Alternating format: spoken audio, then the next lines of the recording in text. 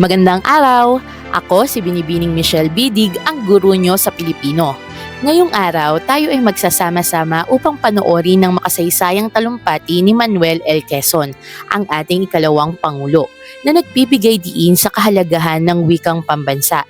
Sa kanyang mga salita, makikita natin ang kanyang pananaw at determinasyon na itaguyod ang isang wika na magbubuklod sa lahat ng mga Pilipino, anuman ang kanilang lahi o rehiyon. Ang talumpating ito ay hindi lamang isang pahayag. Ito rin ay isang panawagan upang pahalagahan ang ating kultura at pagkakaisa. Samahan niyo kong balikan ang mga makabuluhang mensahe ni Manuel L. Quezon at pag-isipan kung paano ito nakakaapekto sa ating identidad bilang mga Pilipino.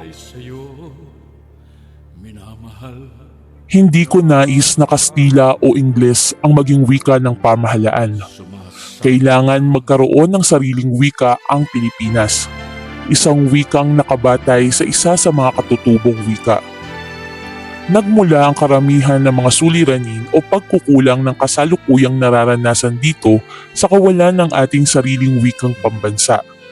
Ang pagnanais gayahin ng lahat ng kilos banyaga kahit hindi alam kung ito'y mabuti o masama ay dahil sa isang kahinaan, ang kakulangan ng isang tunay na pambansang kamalayan.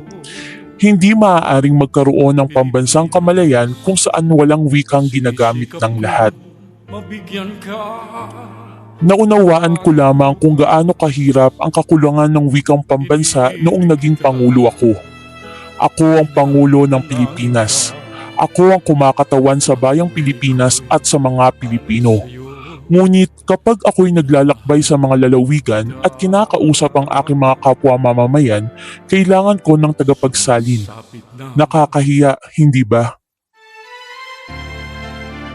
Sang-ayon ako sa patuloy na pagtuturo sa Ingles sa mga paaralan at itataguyod ko rin ang pagpapatuloy ng Kastila.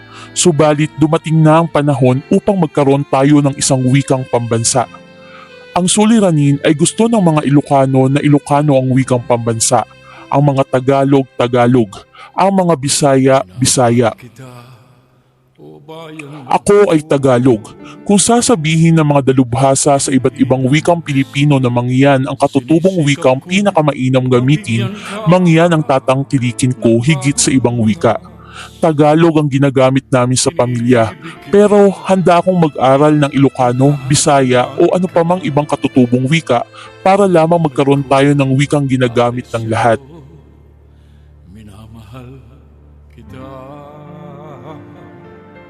Wikang pambansa ni Manuel L. Quezon.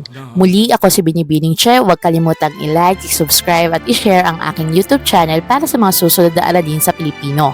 Sanggunian, Pilipino, Ikawalong Baitang, Ikalawang Markahan, Module 11, Wikang Pambansa ni Manuel L. Quezon, Sanaysay.